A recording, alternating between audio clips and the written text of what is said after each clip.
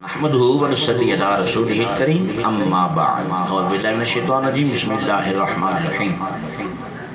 محمد رسول اللہ صلی اللہ علیہ وسلم صدق اللہ مولانا العظیم ان اللہ و ملائکتہ یصلون علی النبی یا ایھا الذین آمنوا صلوا علیہ وسلموا تسلیما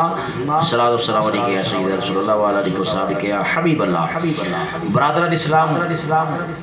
معزز اور محترم سامعین و ناظرین، آج کے سلسلہ نمبر 148 148 میں وہی اپنا گزشتہ سلسلہ جاری و ساری رکھنے کی کوشش کر رہے ہیں۔ حضرت شیخ ابو طالب مکی رحمۃ اللہ علیہ نے کو قوت القلوب میں فرمایا، روایت کردہ از ابن عینیہ کہ حضرت پیغمبر محمد مصطفیٰ صلی اللہ علیہ وآلہ وسلم ابن عینیہ سے مروی ہے کہ حبیب خدا صلی اللہ علیہ وسلم ایک دن مسجد میں تشریف لائے اور حضرت بلال نے اذان کہی، اور جب اشہد ان محمد رسول اللہ کہا تو حضرت صدیق اکبر نے انگوٹھے آنکھوں پر لگا کر پڑھا قرۃ بک یا رسول اللہ، اور جب حضرت بلال نے اذان ختم کی تو رسول اکرم صلی اللہ علیہ وسلم نے فرمایا، اے ابو بکر، جو کوئی یہ پڑھے جو تو نے پڑھا ہے از روئے شوق دیدار اور ایسے کرے جیسے تو نے کیا ہے، تو اللہ تعالیٰ اس کے نئے پرانے پوشیدہ ظاہر گناہ خطا سب معاف۔ سبحان سبحان۔ دوستان محترم، یہ بہت ہی بڑے اعزاز کی بات ہے کہ ہم خلفائے راشدین کے ماننے والے ہیں، ہم خلفائے راشدین سے پیار کرنے والے ہیں، صدیق اکبر کو اول مانتے ہیں اماموں میں، عمر فاروق کو وہ دوم مانتے ہیں صف ولایت میں، عثمان غنی کو سوم مانتے ہیں، مولا مرتضیٰ حیدر کرار شیر خدا کو چہارم پر مانتے ہیں، امام حسن مجتبیٰ، امام حسین رضی اللہ تعالیٰ عنہما، ان سے پہلے حضرت سیدنا امام حضرت امیر معاویہ رضی اللہ تعالیٰ عنہ، یہ سارے کے سارے جو ہیں ہم ان سب سے عشق و محبت رکھتے ہیں۔ الحمدللہ ہمیں اس بات کا فخر ہے کہ ہم غلامان صحابہ و اہل بیت ہیں۔ دوستان محترم، یہ آقا کریم صلی اللہ تعالیٰ علیہ وآلہ وسلم کے نام پاک کی برکتیں کیا ہیں، اس کے متعلق فقیر کی کتاب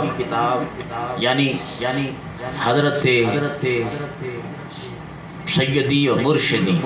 مفتی محمد امین صاحب رحمۃ اللہ علیہ آب کوثر کو اپنے سامنے رکھتے ہوئے فرماتے ہیں کہ فقیر کی کتاب آب کوثر کا مطالعہ کریں اور اندازہ کریں کہ اس نامی اسم گرامی کے دامن میں کیسی کیسی دین و دنیا کی سعادتیں، برکتیں، رحمتیں اللہ تعالیٰ نے رکھی ہیں۔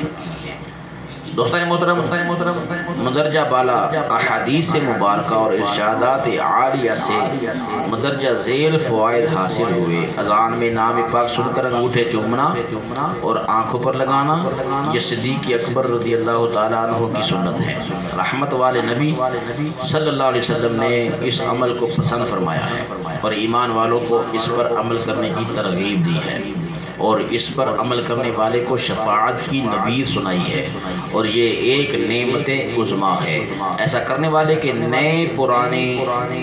عمدہ و خطا ظاہر باطن گناہ معاف ہو جاتے ہیں۔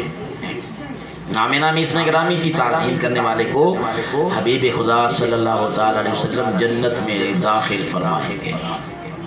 ایسا کرنے والے کی آنکھیں نہیں دکھیں گی۔ اذان میں نام پاک سن کر درود پاک پڑھنا، انگوٹھوں کو چوم کر آنکھوں پر لگانا بڑے بڑے جلیل القدر علماء و فقہاء محدثین اور اولیاء کے نزدیک جائز و مستحب اور باعث صدہا برکات ہے۔ مثلا سید الفقہاء علامہ سید ابن عابدین صاحب رد المختار فتاوی شامی، خواجہ ابو طالب مکی، جن کے علم و ثقافت حفظ کی شیخ شیوخ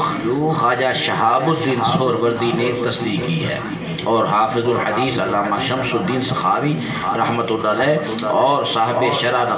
نقایا و صاحب فتاوی صوفیہ و صاحب شرح قحطانی و صاحب کنز العباد، اور حضرت ملا علی قاری رحمۃ اللہ علیہ، اور صاحب تفسیر روح البیان علامہ اسماعیل حقی رحمۃ اللہ علیہ، اور سیدنا امام ربانی مجدد الفسانی شیخ محمد سرہندی رحمۃ اللہ علیہ نے عمل کر کے مہر تصدیق ثبت کر دی۔